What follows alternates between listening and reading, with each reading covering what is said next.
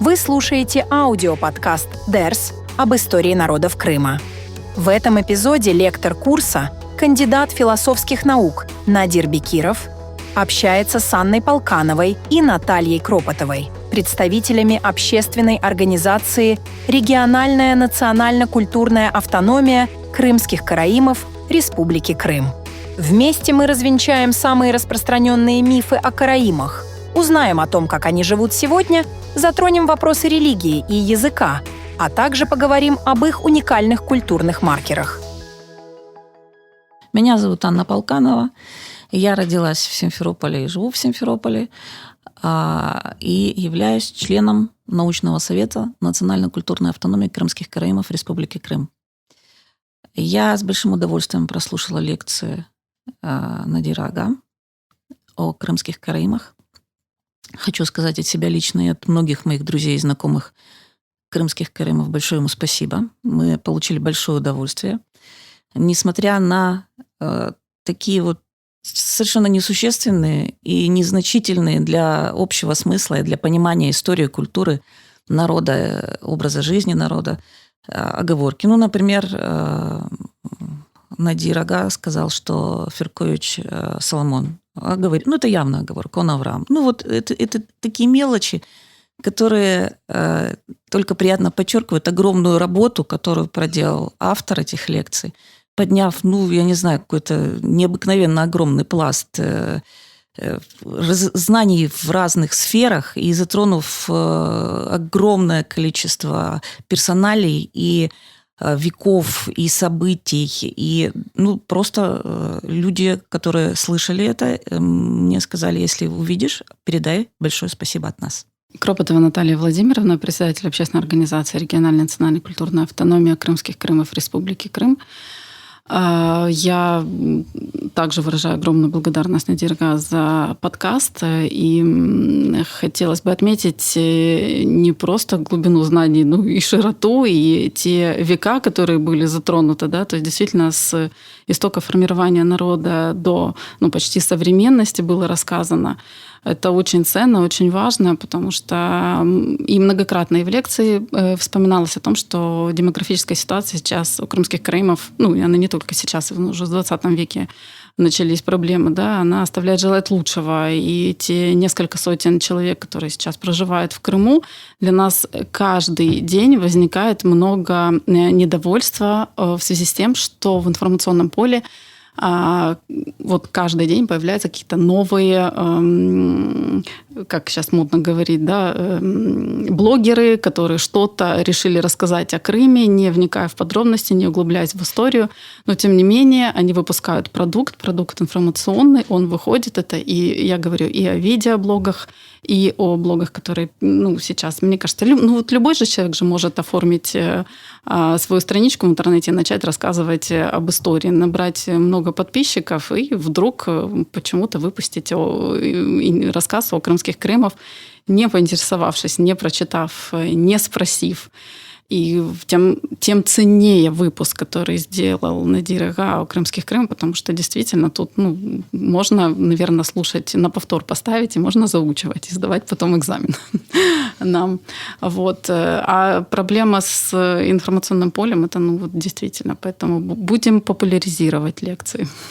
Самый главный миф, который связан с крымскими караимами, это то, что никто не знает, кто они, откуда они пришли, что они здесь делают, пришли ли они откуда, кто они по национальности, какая у них вера. И вообще сплошные вопросы. Это не так. Этот вопрос давно уже наукой решен.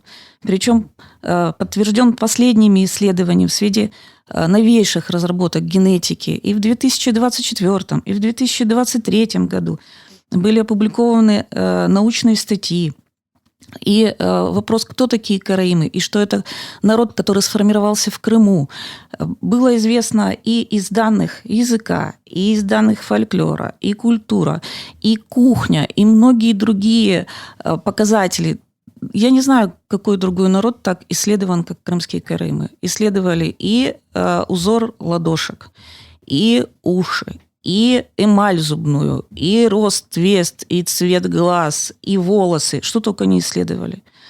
И поэтому ни у крымских карымов, ни у тех людей, которые внимательно относятся к исследованиям, подходят добросовестно и с точки зрения науки, никаких вопросов по этому поводу нет. На самом деле, я соглашусь с Анной Юрьевной. Действительно, главный миф, он всегда связан с происхождением крымских карымов. Точнее, мифы искусственные, которые создаются со временем, как я всегда говорю, чем меньше нас, тем больше мифов о нас. И люди о нас либо знают совсем не то, что есть на самом деле, либо не знают вообще.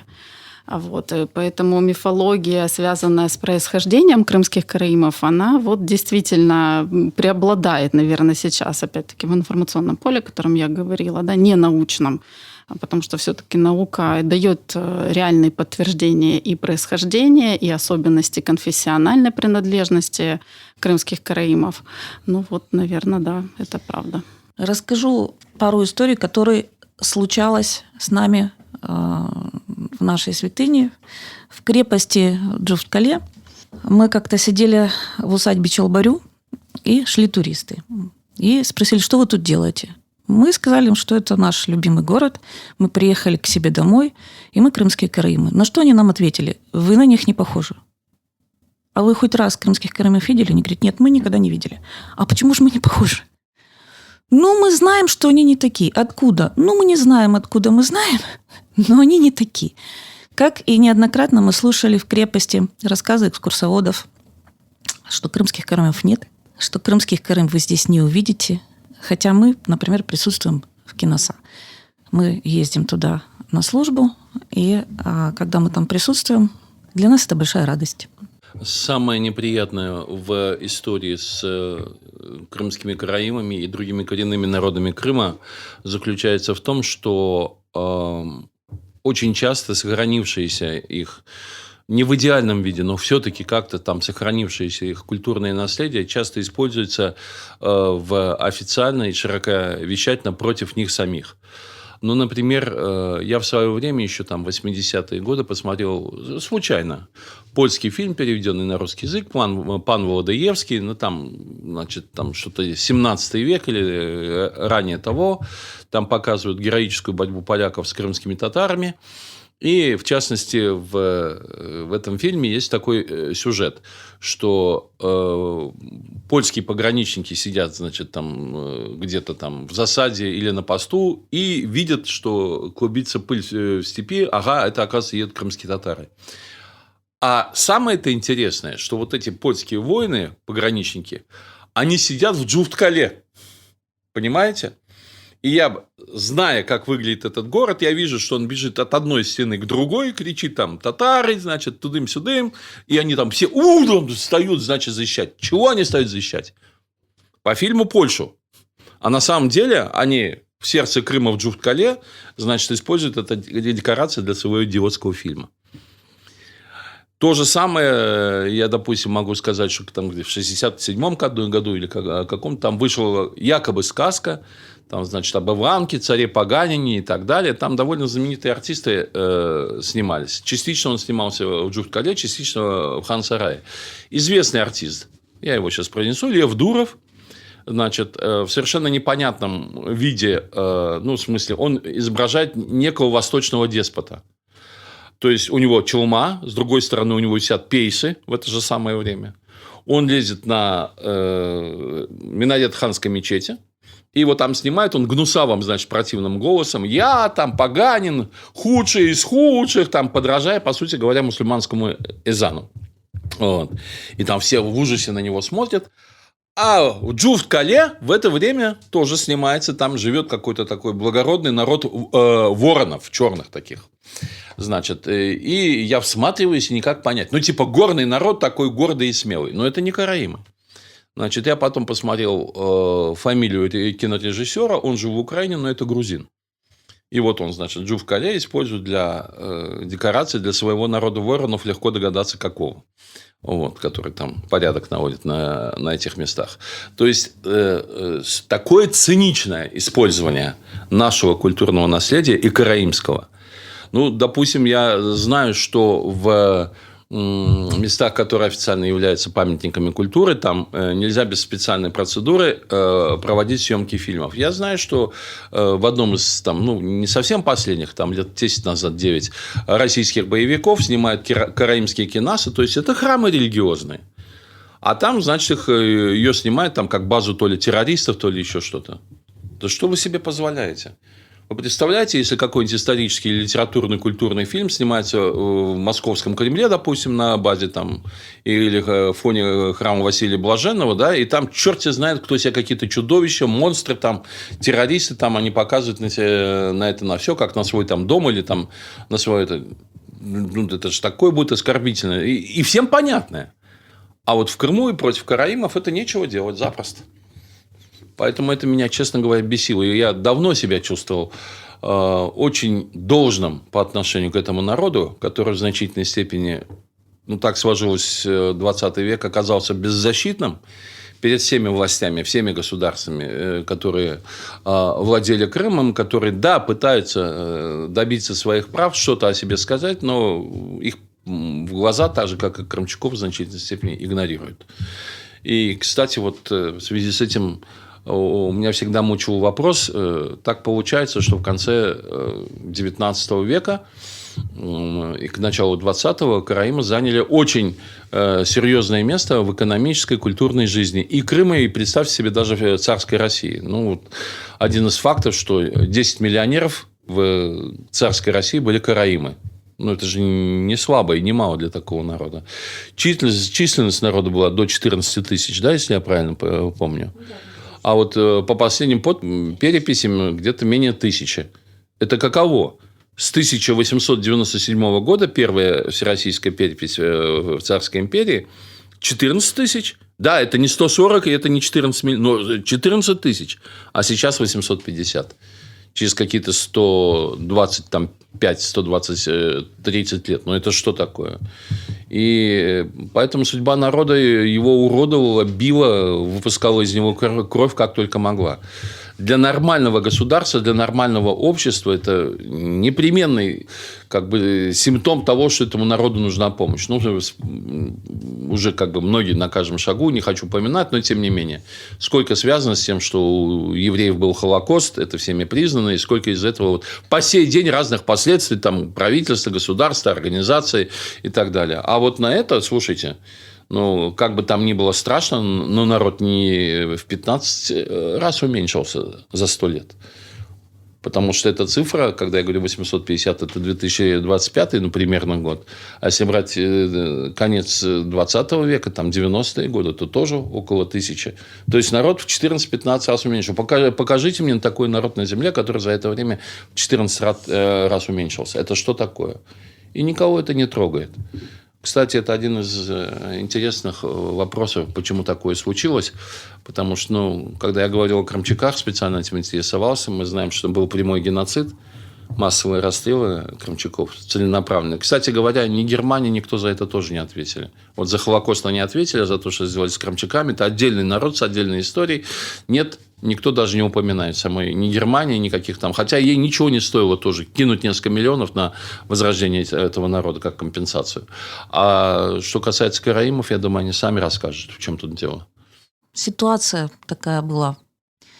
Политическая, экономическая в начале 20 века. Если вы помните, там была, во-первых, русско-японская война, потом Первая мировая война, гражданская война. А если учесть, что у крымских караимов очень почетно было быть воином, и большое число было крымских караимов военных, которые принимали непосредственное участие в боевых действиях, в том числе, например, поручик Тапсашар, который погиб в русско-японской войне, и которому поставлен Елджиташ на Балтати-Мес, это родовое кладбище около Джуспкале, и в честь которого есть Дестан.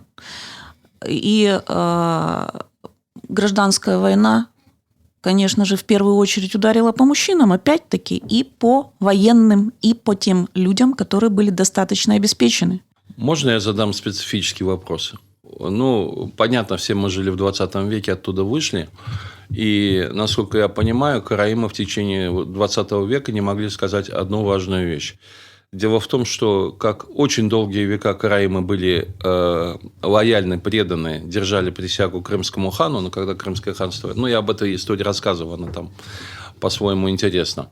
То уже когда решилось исторически, что Крымского ханства больше нет, они точно так же совершенно, как это принято, поступая на военную службу в Россию, приносили присягу царю, монархии российской.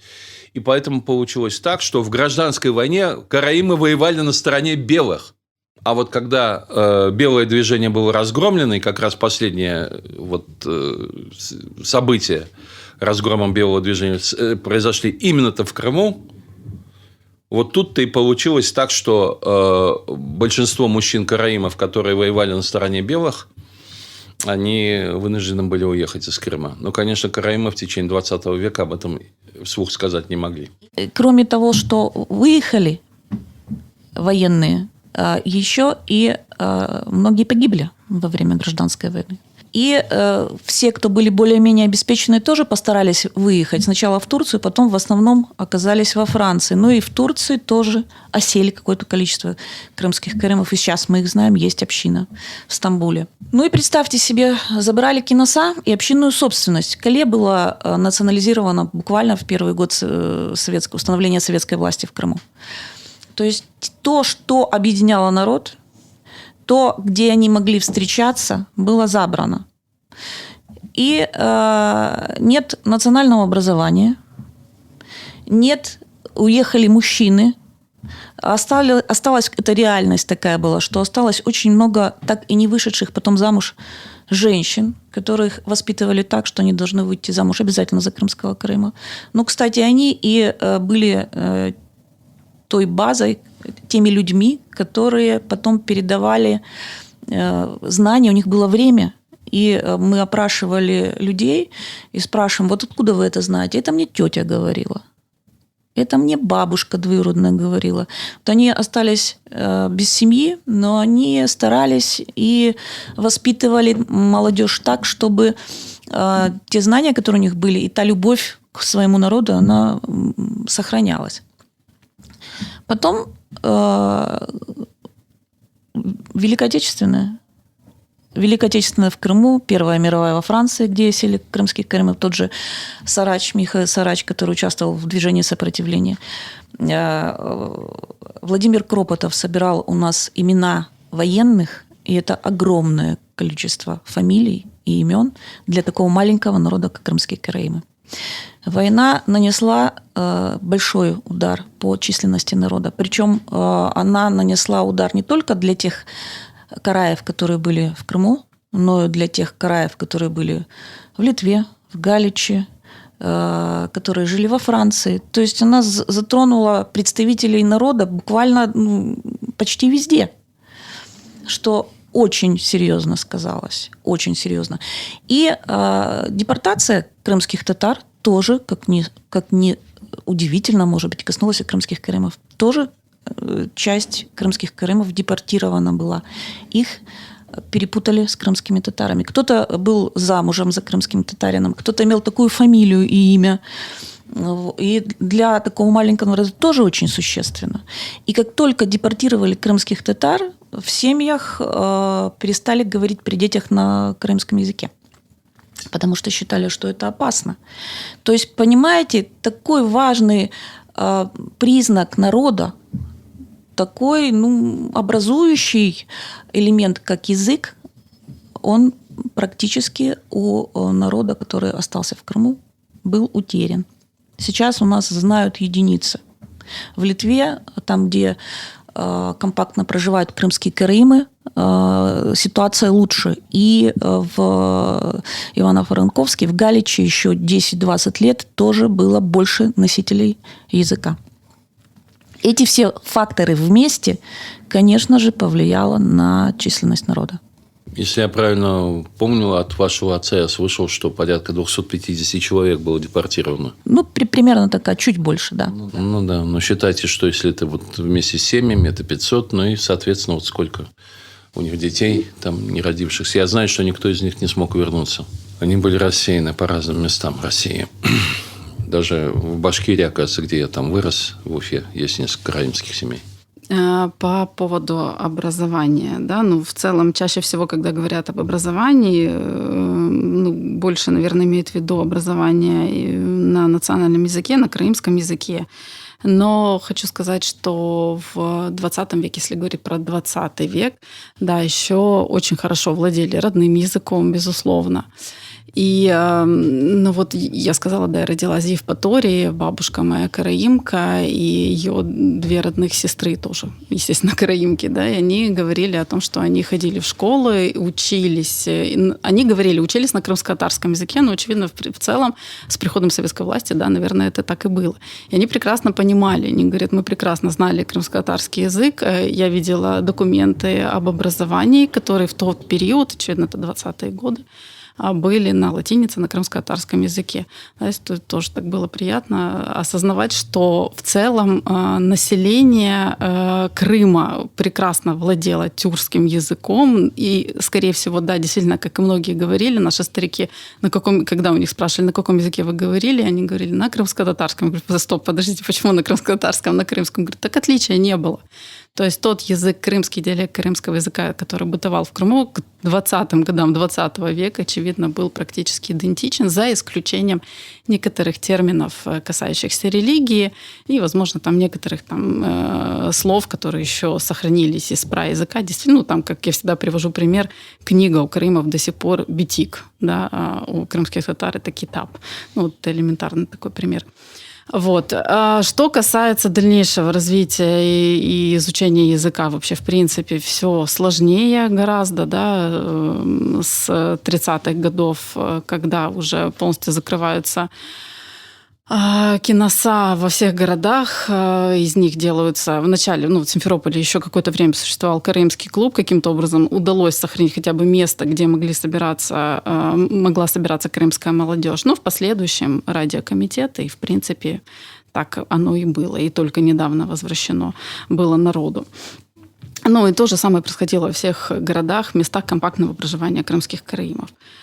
Депортация, безусловно, тоже оказала очень такое нехорошее влияние на... Безусловно, я ни в коем случае сейчас, да, не говорю вообще о трагедии народа крымско-татарского, который мы сопереживаем, но что в отношении крымского языка ушла среда языка, среда общения.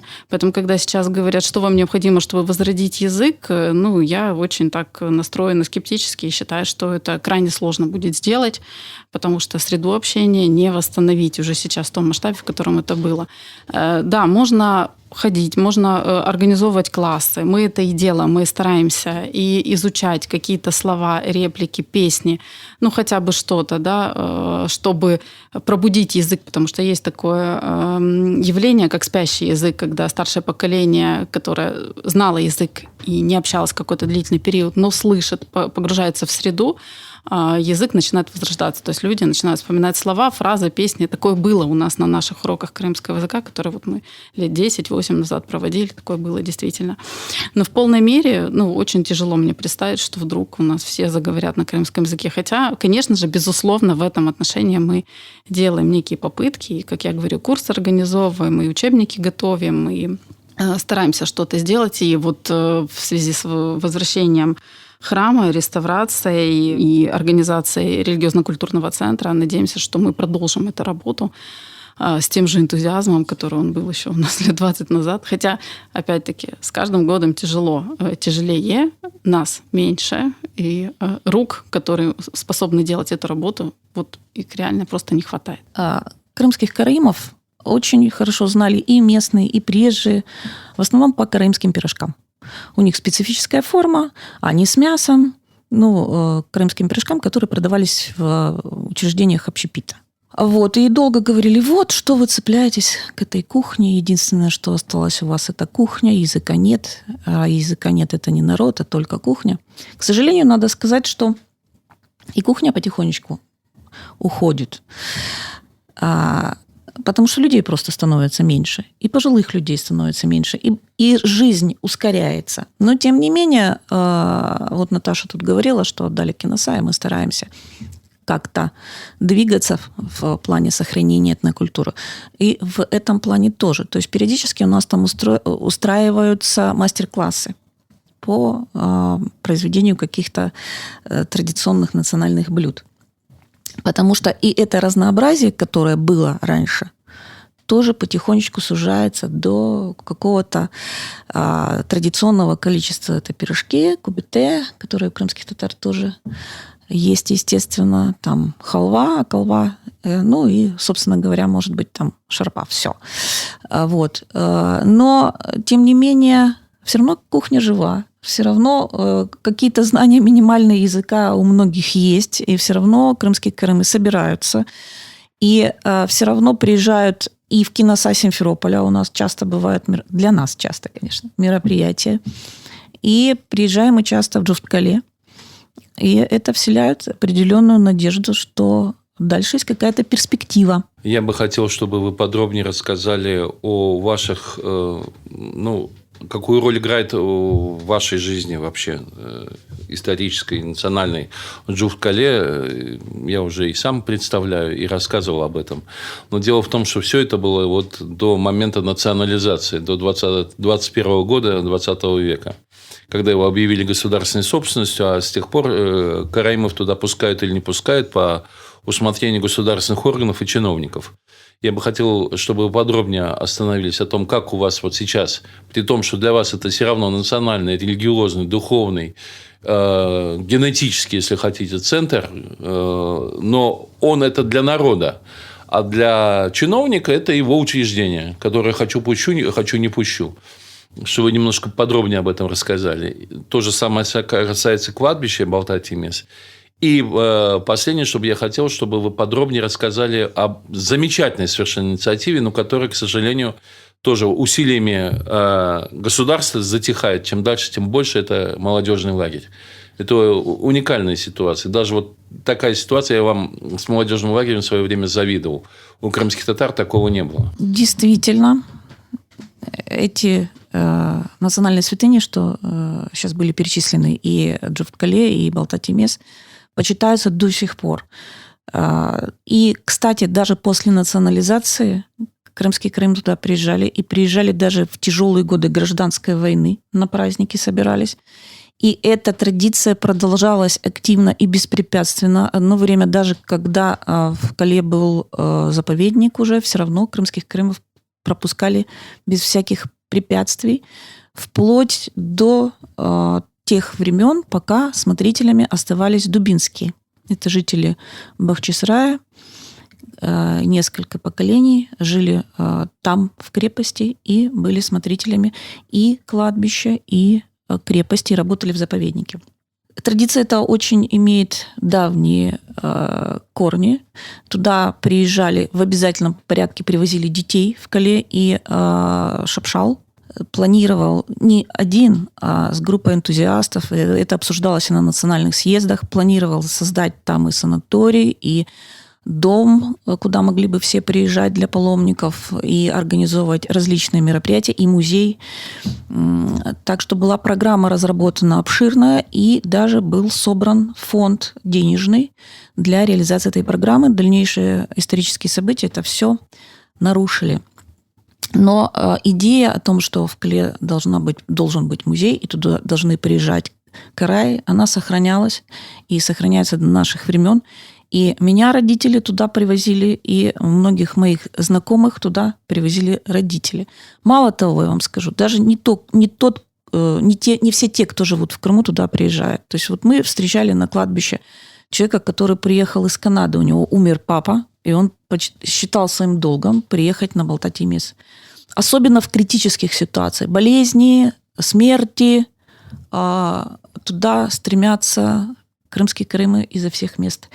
Но и в радостные события. Вот у нас есть пары, которые женятся, и они в день свадьбы или на следующий день приезжают в крепость. Да, действительно, у нас там был лагерь с 1997 года. Он сначала был в палатках, он был в разных условиях, и количество людей было разное.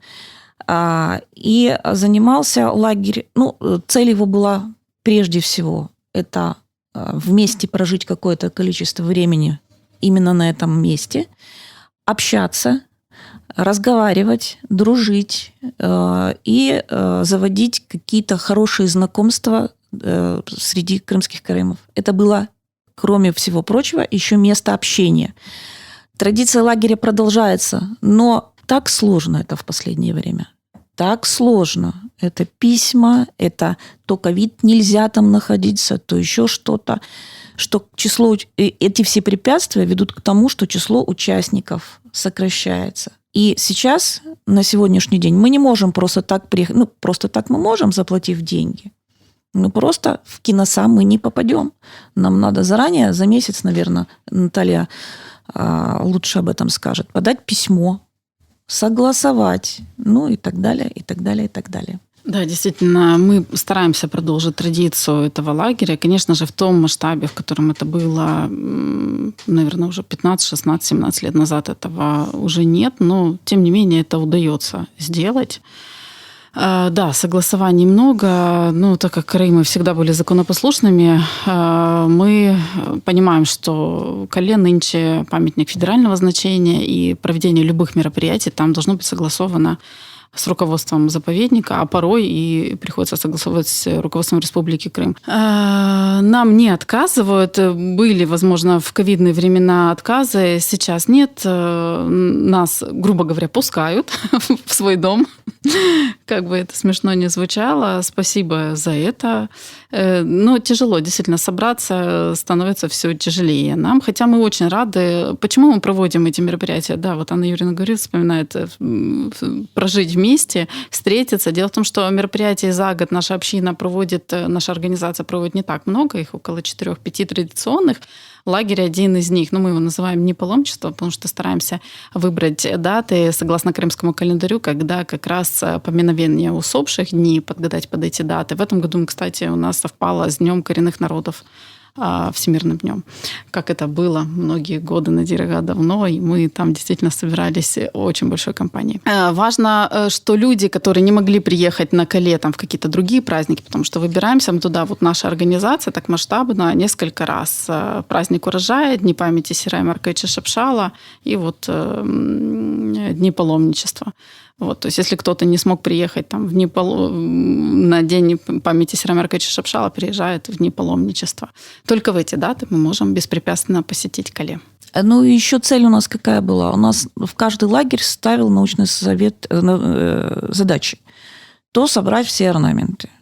Долгие годы, 5 лет инвентаризировали кладбище Балтатимес. То есть у нас есть описание, мы собрали орнаменты, мы сфотографировали, мы расчищали кладбище, мы препятствовали уничтожению его, потому что кладбище одно время оно было вообще без охраны.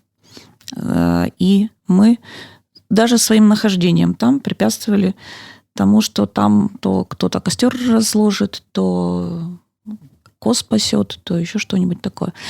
Мы с детьми, например, научный совет ставил нам задачу очистить пещеры от мусора. Вот такие даже вещи делали. Или измерить пещеру. Кроме того, очень долгое время лагерники участвовали в расчистке гидротехнического сооружения, очень сложного, которое было там найдено у малых ворот крепости. А работа совместная, она очень сближает. Это раз. А во-вторых, такие замечательные люди нами руководили, что она сопровождалась рассказами легенд, рассказами пословиц, поговорок.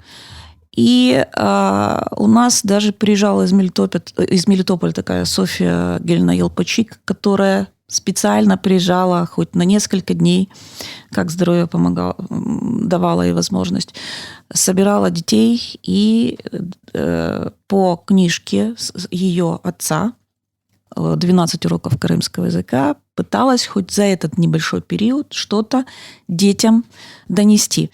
То есть кроме общения у нас там еще была программа лекций, программа приготовления национальных блюд, программа хоть чуть-чуть прикосновения к фольклору и к языку тоже. Кто такие крымские караимы? Дал четкий ответ Национальный съезд 2016 года.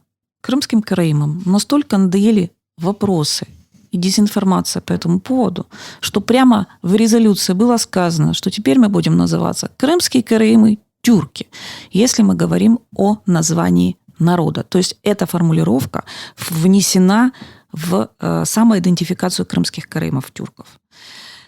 Есть еще одно слово, которое говорит о народе. Это карай и в единственном числе. Карайлар в множественном числе.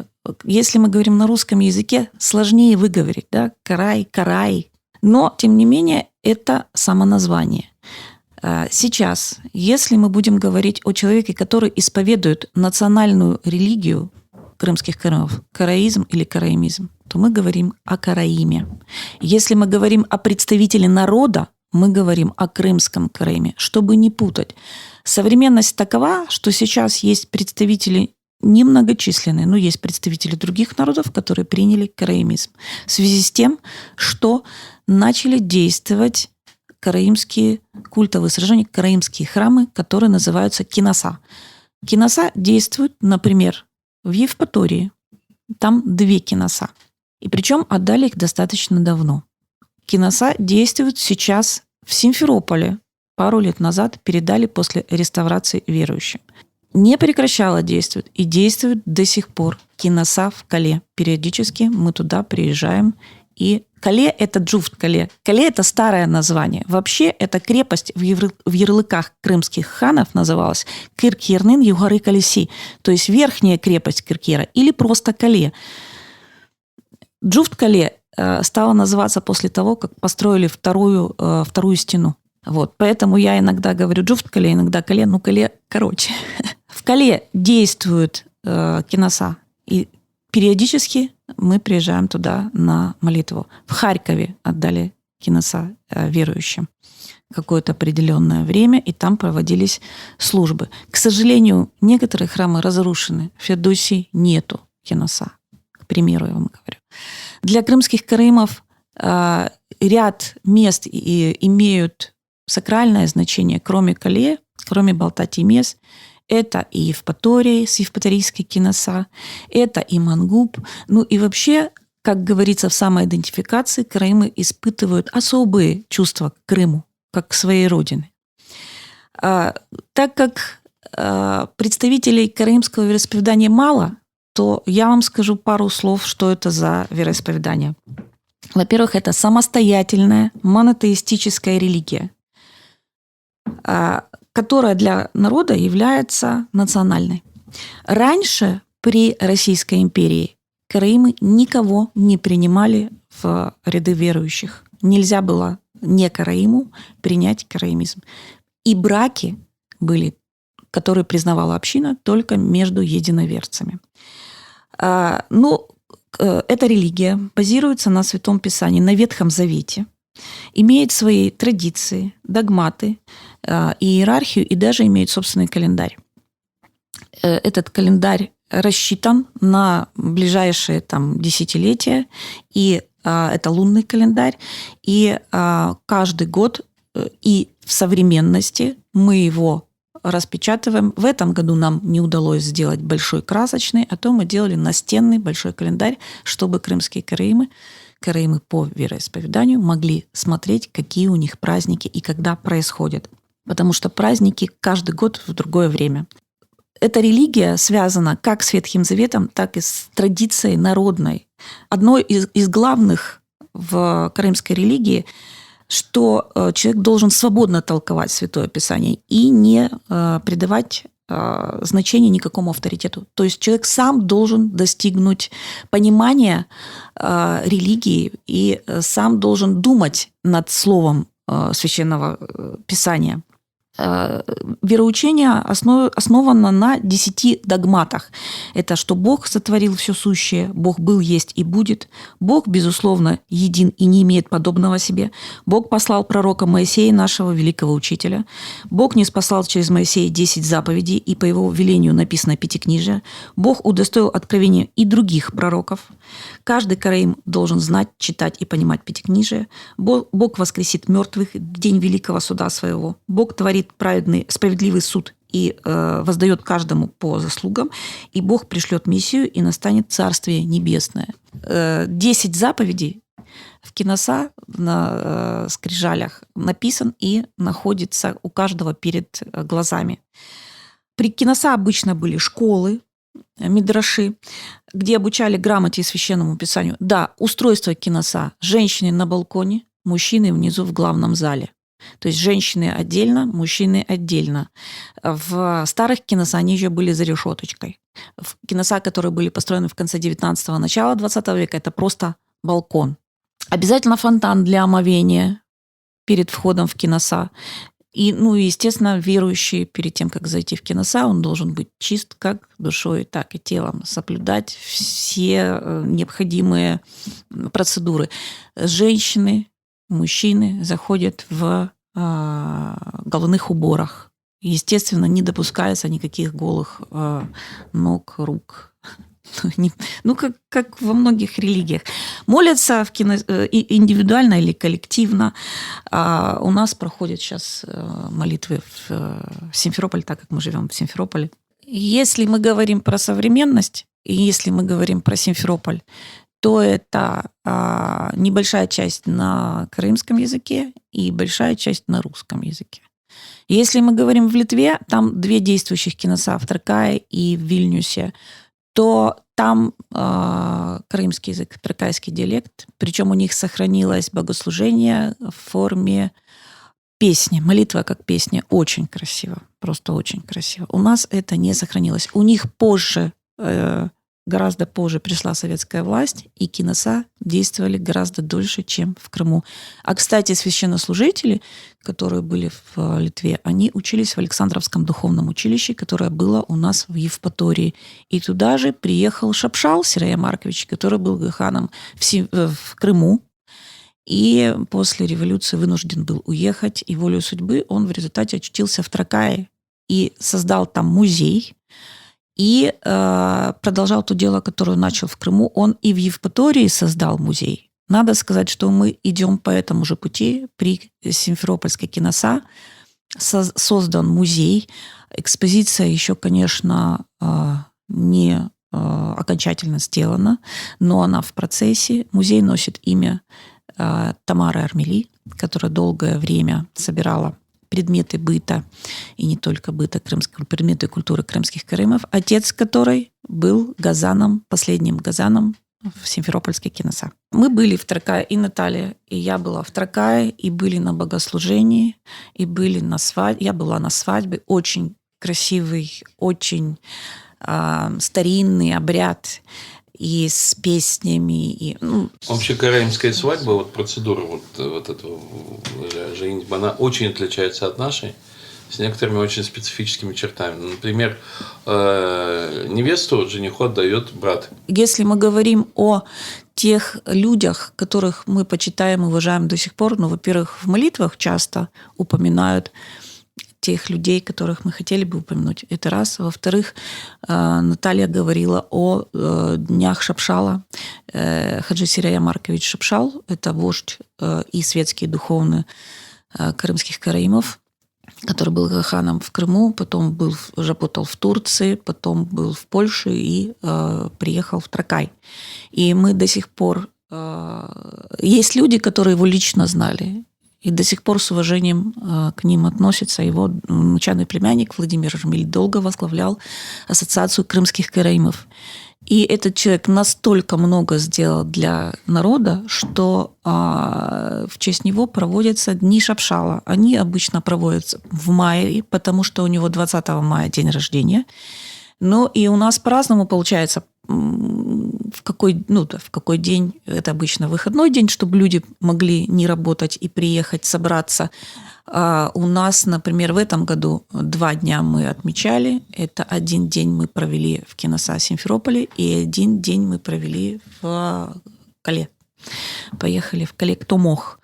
Кому ближе в Симферополь, кому ближе. На этих днях обычно говорят, Наталья обычно готовит краткое сообщение или доклад или о Шапшале, или о чем-то другом. Обычно на этих днях кто-то дарит что-то в музей. Вот такая хорошая традиция. И это в этом году не стало исключением. Несколько предметов очень интересных нам передали, и портрет моего папы, и предметы из семьи Ормели, и из семьи Кисир. И заканчивается все традиционно общим столом с вариантами или с традиционными конкурсами, кто лучше приготовит, или просто так. Надо, кстати, сказать о кухне еще один интересный момент. В кухне крымских караимов сохранились такие 2 блюда, которые говорят в том числе о происхождении. Это хазар катмагы, это халва, и хазар-кебаб.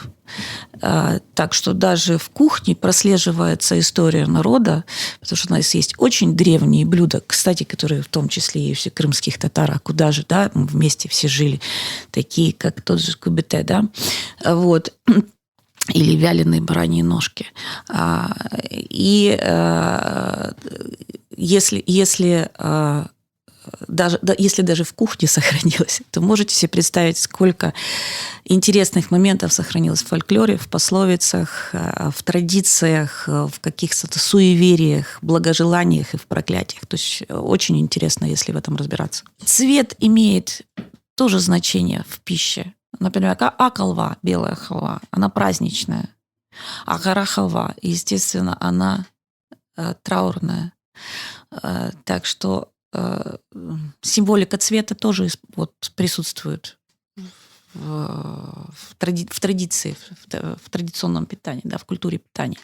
В отношении языка уже достаточно много было сказано. Как мы говорим, мы продолжаем попытки, я бы не сказала это возрождением, но хотя бы сохранением. Вообще в целом вся наша деятельность сейчас нацелена на сохранение историко-культурного наследия. Конечно же, мы в перспективе намечаем на себя какие-то цели возрождения, но с учетом и демографической ситуации, и других достаточно тяжело говорить о возрождении, но тем не менее, да. И в том числе поэтому мы и проводим мероприятия, почему мы собираем общины со всех городов, общины, и всегда нацеливаемся на семьи с пребыванием детей. То есть те же наши дни паломничества в Кале, они без детей не проходят. Вот мой ребенок, для него это он каждое лето ждет, он говорит, когда мы едем в Кале, когда у нас все о Кале будет, а когда Кале, мы живем там в палатке, иногда можем остановиться в усадьбе Ферковича. Мне вот больше нравится свежий воздух. Хотя, конечно же, свой шик есть и в том, что ты живешь в усадьбе с прекрасными резными деревянными потолками. И вспоминаешь, как это могло быть когда-то. И в целом на мероприятиях стараемся что-то говорить на языке. Потому что надо понимать, обучение крымскому языку сейчас – это уже методика преподавания иностранного языка фактически. Да, поэтому... наверное, на нашу молодежь, на наших детей, на молодежь не скажу, вот на детей, наверное, мы будем нацеливаться. С молодежью сейчас как-то, да, тяжелее. Наверное, та молодежь это мы, которых когда-то привели в общину, вот, например, как меня, да, папа привел, тети, и, наверное, так я и осталась тут уже. И вот уже ребенок мой будет, наверное, надеюсь, продолжать традиции. И нужно сказать, что с возвращением крымских татар и с постановкой проблемы возрождения крымско-татарского языка и у нас какое-то такое вот затеплилась надежда, что что-то будет сдвигаться. Но не мне рассказывать, как тяжелы шаги в этом направлении у крымских татар. И я всегда говорю в общении, если мы затрагиваем тему языка, я спрашиваю, в какую школу дети ходят, если уроки крымско-татарского языка, если класс, всегда говорю, если есть, но, к сожалению, не так часто есть. Вот. Но если есть, всегда рекомендую, да, обязательно ходите, это очень нам поможет. Поэтому есть еще такой момент, хочу вспомнить Эль Давид Моисеевич. Вот с ним разговаривали, и я расспрашивала тоже о традициях. Царство Небесное, его уже нет с нами. И он говорит, ты знаешь, говорит, когда стали крымские татары возвращаться, вот когда говорим мы о спящем языке, говорит, я стал вспоминать, потому что все больше и больше стало появляться, образовывались знакомства. Вот, очень часто приходилось на рынке встречаться там, со знакомыми, или кто-то из продавцов оказывался крымский татарин, говорит, они говорят, я все понимаю, но мне так тяжело начать говорить, я долго не общался. И вот это вот перебороть этот барьер, говорит, все понятно, это ж наше родное, это вот как он помнил, потому что на момент начала войны ему было около 13 лет, по-моему. То есть он очень хорошо все это еще помнил и знал. Поэтому в этой лодке вы не одни, но, наверное, мы еще все-таки на причале. То же самое говорил Дубинский Михаил Яковлевич, который жил в Бахчисарае, когда вернулись крымские татары. Во-первых, его семья была та семья, к которой приезжали крымские татары, когда еще не было возвращения. То есть они приезжали, когда могли, и они, как бы вам сказать, вот у них жили, пока не приходили товарищи и говорили, что опять к вам, у вас остановились. Вот. И об этом все знали.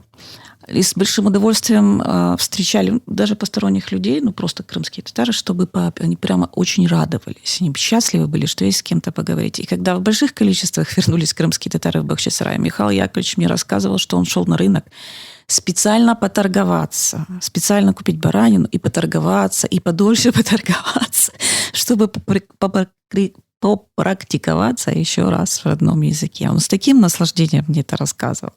Тоже, к сожалению, уже не в этом мире. Еще вспомнилось про язык. В Тракае, наверное, лет 25, если не больше, проводится школа караимского языка каждое лето в течение, ну, наверное, там недели 2-3. И туда приезжают люди со всего мира на какое-то количество уроков этого караимского языка. Причем организовывала сначала эту школу Ева Цата, она не крымская караимка, университет Упсала, она просто интересовалась этим языком и знаток этого языка, и дала такой толчок для крымских караимов Тракая. Мы с Натальей тоже были на этой школе, но, к сожалению, для развития моих знаний в этой области это ничего не дало. Это очень было мало по времени. Но, несмотря на все эти сложности, хочу отметить, что крымские караимы не складывали рук никогда. То есть энтузиасты написали ряд словарей. Есть академический словарь крымско-русско-польский. Есть разговорники, есть такие самодеятельные учебники караимского языка, которые были написаны и в Мелитополе, и в Симферополе, и в Тракае. Те люди, которые знали язык, они пытались его сохранить, пытались записать богослужение на родном языке. Кстати, это с успехом сделала тракайская община, чтобы хотя бы зафиксировать это знание. Но Наташа занимается этим профессионально, и она больше знает в этой области. Но достаточное количество учебных пособий и по языку специалисты, такие как она, сделаны на сегодняшний момент. Есть несколько словарей, есть грамматика караимского языка, есть учебник караимского языка. Ну, я не знаю, можно ли назвать учебником 12 уроков караимского языка? Самоучитель, да. Есть разговорник. Вообще в караимском языке 3 диалекта. Крымский, тракайский, галицко-луцкий. О крымском мы достаточно много сказали, что к 20 году 20-х веков очень похож на крымско-татарский. Алфавит кириллица. Но использовалась в крымском диалекте и древнебиблейский шрифт. Об этом говорил Надир Ага в своих лекциях. То есть вот семейные рукописные сборники Меджума, которые велись в крымских семьях, они были записаны на караимском языке, но буквами древнебиблейского алфавита. Тракайский диалект, там у них латиница. Ну и, конечно, как говорят, что наиболее в чистом виде сохранился. Тоже Надир Ага достаточно подробно об этом рассказал. Действительно, так как был в окружении не тюркских языков, сохранились многие формы древние, близкие к праязыку тюркскому. Ну вот в целом такие особенности. Ну, а галицко-луцкий диалект, там тяжело сейчас говорить о сохранности. Действительно, совсем немного, насколько я знаю, 1-2 человека оставались, которые еще владели языком. Но сейчас трудно сказать, что происходит на сегодняшний день там.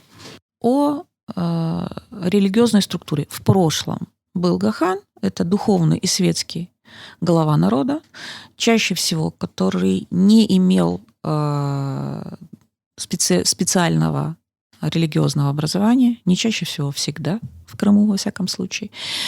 И в Прикинаса были 2 газана, это Улу Газан, старший газан и просто газан. На сегодняшний день Гагана у нас нет.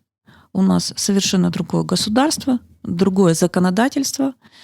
У нас при Киноса есть человек, который исполняет роль Газана. Газан – это выборная должность. Это обязательно должен быть мужчина, обязательно должно быть лицо авторитетное. Человек должен быть женат, иметь детей. Желательно иметь хороший голос, потому что он ведет службу. Но читать молитву в Киноса может любой мужчина, кому передаст слово Газан. Теперь о фамилиях. У нас издан справочник фамилий и имен крымских караимов в 2013, по-моему, году, где собраны фамилии, которые уже не живые, в том числе по архивным данным, по надписям на памятниках, по материалам семейных архивов, а не только архива крымского. Это архив духовного правления. И очень интересная информация. Есть очень интересные фамилии, есть очень смешные. Например, Янтыкбаш. Да, для человека, который знает немножко язык, понимает, что это голова, как янтык. Янтык – это такой пирожок. Вот. А есть фамилии, которые рассказывают очень интересные истории. Например, Курукчи Сую.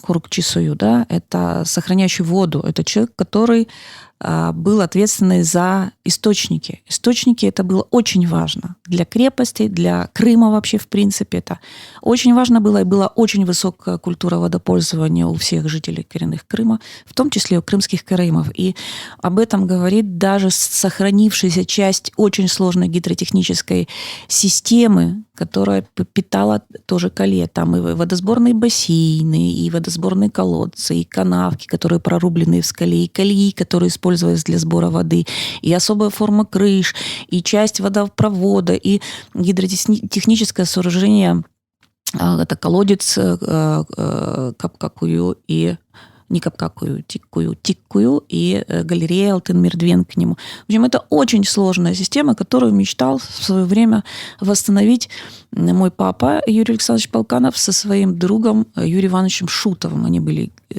Иванович Шутов был гидрогеолог, и, в общем, у него была такая мечта. Исследований он провел много, но, к сожалению, восстановить эту систему на данном этапе нереально. Были фамилии, и есть фамилии, связанные и с внешностью. Например, Каракос, да, черный глаз. Или Келеш, лысый. Вот. И связаны с особенностью каких-то там обстоятельств в жизни предков Мересиди, промотавшей наследство. Или, как вот, наверное, фигурой Майтоп. Это, если крымский татарин тоже поймет, май – это масло, жир, топ – это шар. То есть, видимо, был такой кругленький, симпатичный человек. И связаны с какими-то особенностями не производства, может, ремесел. Да? То есть говорят о занятиях крымских караимов. Причем есть ряд фамилий, связанных с животными, например, карха, ворона. И они очень хорошо коррелируются с пословицами, с поговорками, с приметами. То есть в этом сборнике, что мы сделали, там есть и к фамилиям приметы, пословицы, какую нагрузку смысловую несет эта фамилия. И ряд фамилий – это названия родоплеменных подразделений или там этносов, которые, видимо, участвовали в этногенезе крымских караимов. И ряд фамилий совпадают с топонимами как Крыма, так и других там разных областей. Да. Очень обширная география. Ну и есть, конечно, общие фамилии, как у крымских караимов, с крымскими татарами, с гагаузами, с крымчаками. Достаточно большой пласт фамилий, которые просто совпадают и имеют общие корни, конечно же. То, несмотря на то, что крымские караимы исповедуют караизм, национальная религия, монотеистическую религию, тем не менее, до сих пор сохраняются некоторые реликтовые особенности этнокультуры. Это почитание священных дубов. Некоторые из крымских караимов до сих пор приходят на это кладбище. И Дубинский, например, приходил Михаил Яковлевич. И многие мои родственники специально туда приезжали на кладбище Балтати-Мес. Это, например, до сих пор название, которое используем мы в названии календаря. Улуа Тасановы, да, то есть это культ священного, счет великого отца. Это и приготовление, допустим, тымбыла. Тымбыл – это пресные лепешки, которые делают на Пасху. Эта лепешка делается плоская, круглая и такая, как лучики у нее. То есть мы не задумываемся об этом, когда думаем, когда это делаем. Но вот эти элементы, которые пришли откуда-то еще до того, как крымские караимы приняли караимизм, они до сих пор живы, некоторые. Ну, а некоторые описаны в воспоминаниях тех людей, которые жили в конце 19-го, начале 20 века. Например, Бориса Киная, который описывал и бубен, который вешали на стенку, обязательно на деревянном таком чучуве, на деревянном гвозде, скажем так, потому что нельзя было железное. И если не было бубна, то обязательно вот что-то круглое должно висеть было. Это как бы отсылка к солнцу. И что был Каргавлы отец, то есть был отец-проклинатель, который был злой и нехороший. То есть вот какие-то элементы очень интересные, которые рассказывают о крымских караимах, которые жили когда-то, про крымских караимах. Какой-то там далекой седой старине, о которой рассказывал Надир в начале своей лекции. Вот эти элементы, слава богу, некоторые еще живы, а некоторые собраны в научной литературе, которую до сих пор издает научный совет автономии. И вот в этом году была издана книжка, которая уже получила признание на всероссийском конкурсе, заслужила грамоту. Такой солидный труд о крымских караимов за авторством Ефетова, Коропотова и Армели, в которой часть посвящена генетическим исследованиям народа. В следующей части цикла аудиолекций о народах Крыма вы узнаете об особенностях процесса формирования народов Крыма с древних средневековых времен до XX века. Каким образом к XVIII веку на полуострове сформировались 6 народов и как религия стала основой их формирования и различий.